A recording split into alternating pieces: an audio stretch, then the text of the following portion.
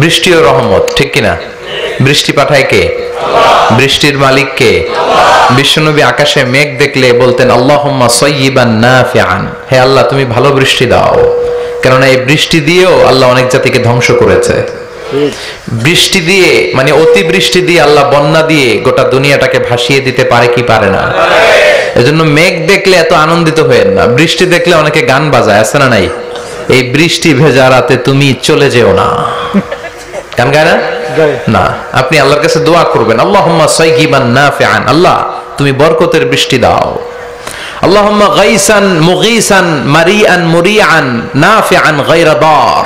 বিষ্ণুই পড়তেন আল্লাহ এই বৃষ্টিটা যেন উপকারী হয়, এই বৃষ্টি থেকে যেন ঘাস লতা পাতা কিছু পায়, এই বৃষ্টিটা যেন আমাদের জন্য বরকতময় হয়, যেন কল্যাণময় হয়, কোনো ক্ষতির কারণ যেন না হয়, তুমি কবুল করো। আমিন। আবার বেশি বৃষ্টি হলে বিষ্ণুনবী দোয়া করতেন আল্লাহুম্মা হাওয়ালাইনা ওয়ালা আলাইনা, আল্লাহ আমাদের এলাকায় আর বৃষ্টি দিও না, আমাদের চারিপাশে দাও। এই দোয়াগুলো পড়ার দরকার আছে না নাই? আল্লাহ যা বৃষ্টি দিবে এটা যেন আমাদের কল্যাণ হয়, আমরা পড়ি আমিন।